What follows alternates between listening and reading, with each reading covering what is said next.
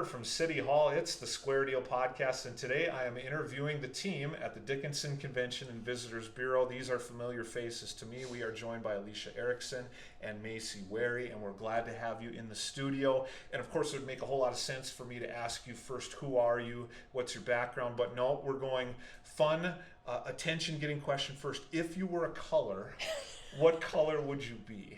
Maci, go first. Okay, so that's interesting because I have actually asked a lot of my friends this question and coworkers and such, you know. Yes. Everybody says I'd be yellow. Okay. But I think I'm more of a pink. And when people say yellow, are they thinking highlighter yellow? Are they thinking what, sunshine yellow? Yeah, more sunshine, but I think of myself as like a neon pink. Or like a bright magenta, and I can't tell you why. A fluorescent shade for sure. Yeah. Right? Okay. I don't think you should steer people away from that sunshine yellow. I think that's a good quality, especially to have at the CVB. I think Alicia has a little bit of that too. But Alicia, what color are you? Oh my gosh, I love all colors. So this is really you hard. have to pick one. I would probably pick red. Okay. Just because my high school colors were red and white. And I love red. Yeah, it's a deeply rooted color in your upbringing. That makes sense to me. Red can be your color. Yes. You have to pick. You've got either pink or yellow, depending on who's asking, I guess. Yep. Right? Okay. Well, I hope that was fun. I know Maci had a little time to prep for that question earlier today. That's why it came up. But now, starting with Alicia.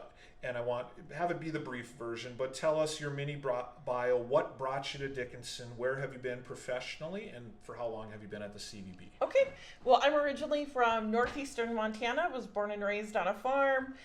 Graduated high school, and when it came to colleges, I knew I was coming to North Dakota because it was more affordable. It was closer to home, and they had the degree I wanted. So I came to Dickinson State University, and I thought after 4 years I'd leave, but I've been here and I love Dickinson. So before I arrived at the CVB, I had the pleasure of working with you at the Dickinson Area Chamber of Commerce. I also worked at DSU and the DSU Heritage Foundation.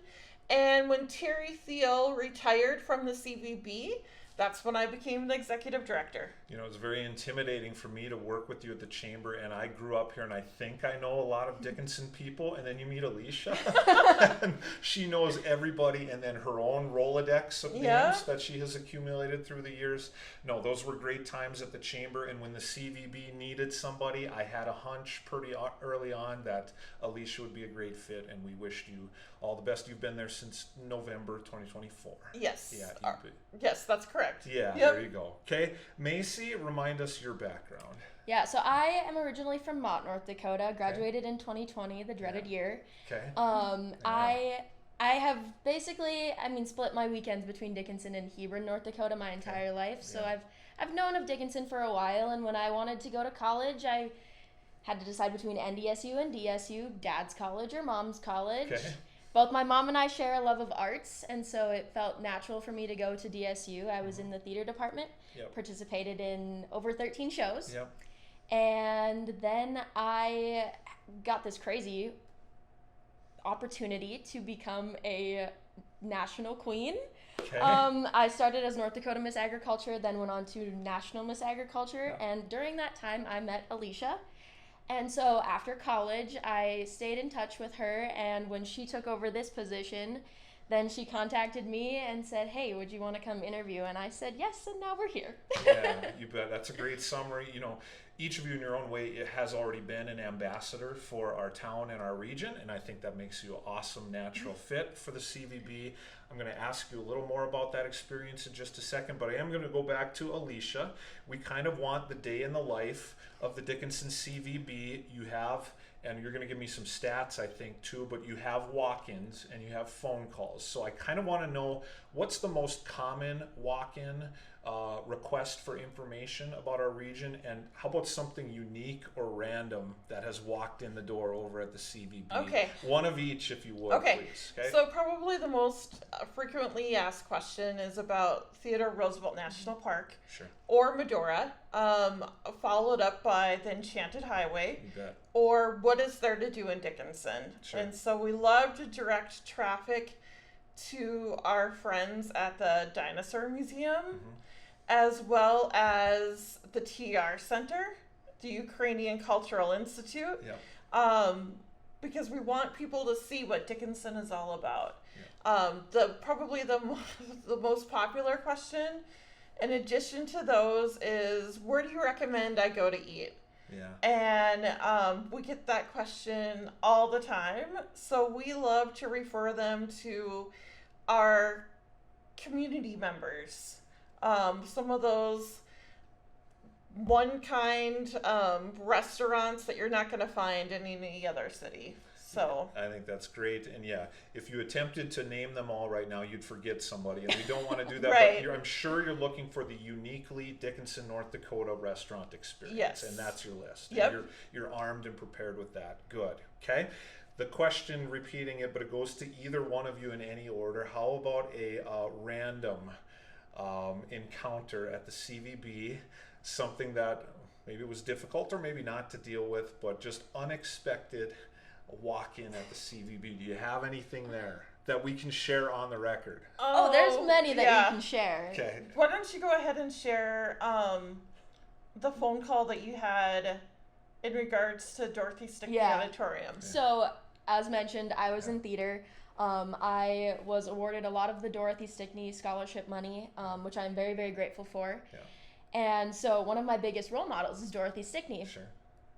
About 2 weeks ago, we got a phone call, and there was a lady on the other end of the line, and she said, "I'm looking for Dorothy Stickney Auditorium." Okay. And so, being the theater nerd, I perked up really quick.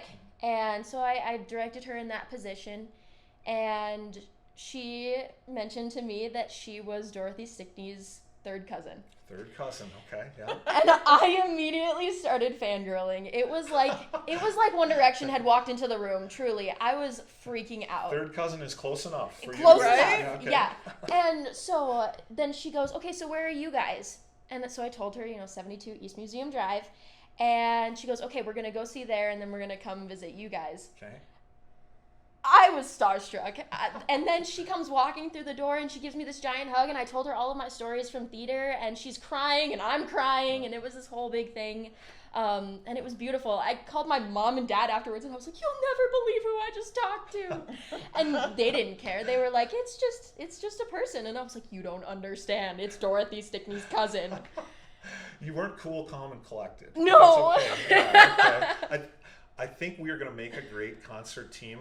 Yourself, me, Xander, and Trayson, because I think we've got a combination of cool, calm, and collected, and understanding the performer, the theatrical side. We've got both on our team, but yeah, that is very neat when you, I don't know, you had an encounter with celebrities, local celebrity status. Cool. Okay. Do you have a unique Oh my gosh. walk-in? We've had a lot of unique people. We love to learn about the other states, like the states that they're coming Yes. from. I guess I probably refer to the couple from Alabama who love touring distilleries, and they taught us how to make our own version of scotch. Bourbon. Yes, we can make our own bourbon. I would love to sample your bourbon, by the way. I tried it. I might have done it wrong, but I don't necessarily recommend it. Like, I still have to practice, but if I can perfect the recipe, maybe I will allow my friends to sample it. Fair enough. So, that's a good disclaimer. Okay. Yeah, you bet.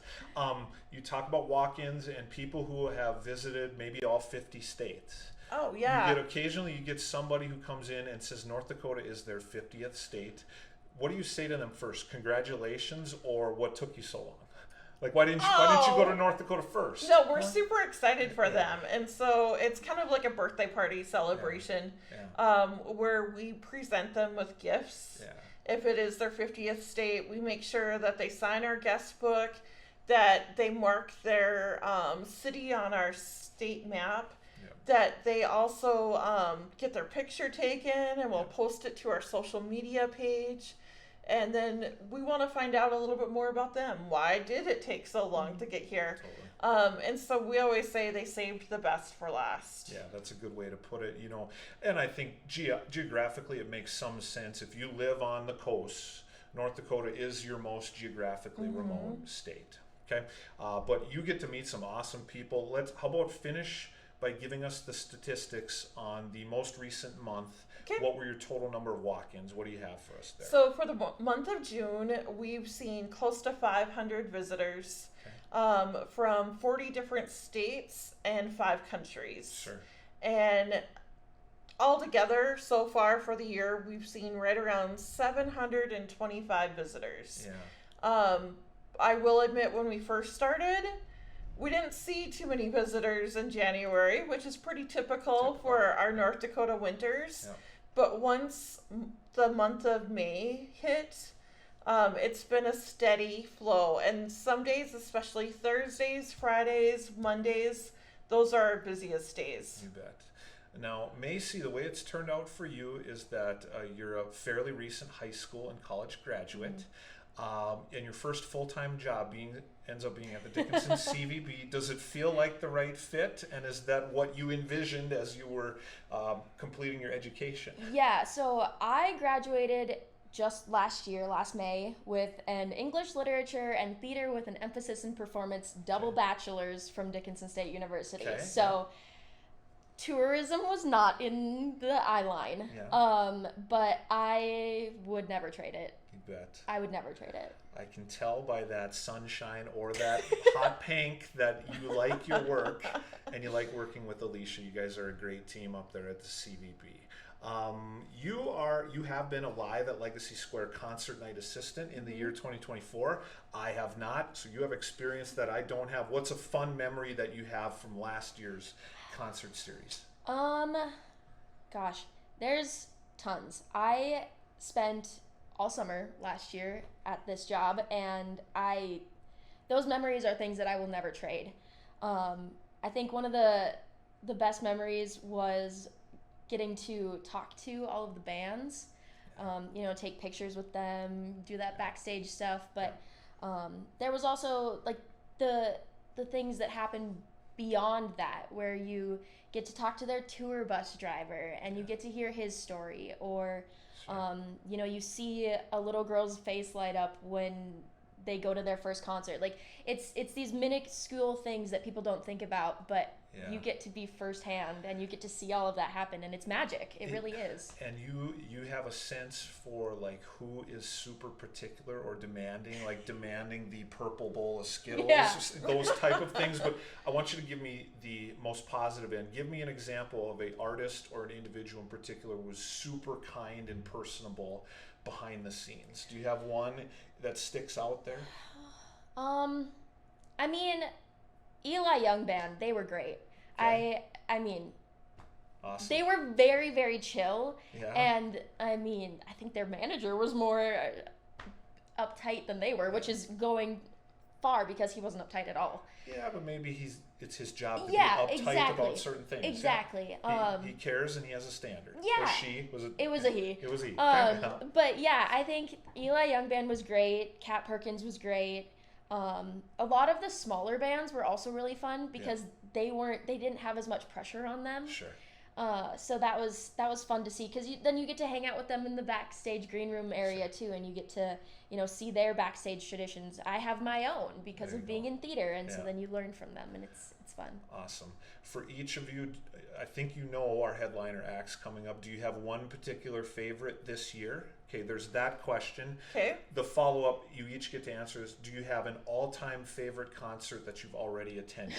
Okay, one of each. What are you excited about this year? What have you attended and loved in the past? At Legacy Square? Anywhere on that question. I'm looking forward to Scotty McCreery. Yeah. Just because I think with his being on like American Idol, and with Lauren Elena, I think he's had a great voice, and just seeing him grow up is really cool. Yeah. So I'm really excited to see him. And then My all-time favorite concert is hard to pick because I've been to over 100. Just like the Colors. Yes, but I would have to say Toby Keith. Yeah. I saw him multiple times in concert. He was my all-time favorite artist. And I miss knowing that we won't ever hear any new songs from him. But he had a lot of patriotism that I really loved about him. Yeah. And hopefully they'll build a museum in his honor down in Oklahoma so then I can go see it. I bet they will. You guys might know my cousin Kayla Kilwine lives in town. I did not have her pegged as a Toby Keith super fan, Really? but she is. Yeah. She saw him 10 to 15 times live in concert, at least. She needs to watch this episode. I'll tag her on this one right away. Okay? What are you excited for? What's your all-time favorite concert, Maci? So I am hands down most excited for Chancey Williams. Okay. My cousin is his biggest fan, like truly. I think he's gone to every single Chancey Williams concert there has ever been in the tri-state area. Yeah. And it's the day before his birthday. Awesome. And so I'm very much so excited for him to be able to come with his wife and have them have a little date night away from their little baby. Yeah. But my all-time favorite concert was actually just last year. Last year, well, I guess in the last 6 months, I've been to 3 concerts, and all 3 of them were 2 of my all-time favorites, Kelsey Ballerini and Niall Horan. Okay. I went to 2 Niall Horan concerts in the span of a week last year. Okay. Yeah. Super fan, groupie. A little bit, yeah. I mean, not as much as some others, Yeah. but those 2 will go down in history as some of like the most life-changing concerts in my entire existence. I ask just about everyone who comes in this studio, like, who do you like generally? Because not every artist is attainable and within reach for Dickinson, North Dakota. But at some point, we're going to start talking about next year's concert schedule, and we're going to want to take lots of opinions about how to round out and build that schedule, and we are glad to hear from you on that musical topic. Last but not least, okay, I would regard it as kind of your job description is to sell Dickinson or sell Western North Dakota.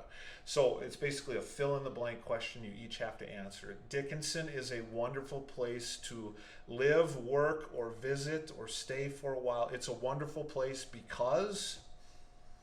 fill in the blank. I will say the people. I think from the hotel industry to the dining industry, that's the one thing that we hear all the time is how the staff at the hotel or the restaurant, how everyone is so friendly and accommodating.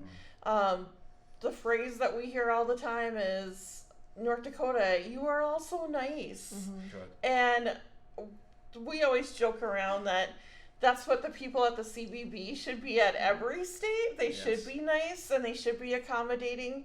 But I think we take pride in knowing that, yes, we are nice and we're going to help answer all of your questions. And we hope that you'll come back and see us again one day. Yeah, I know you well enough to know that this is not a facade you're putting on. You are genuinely nice people all the time, and you represent North Dakota nice very well at the CVB office, okay?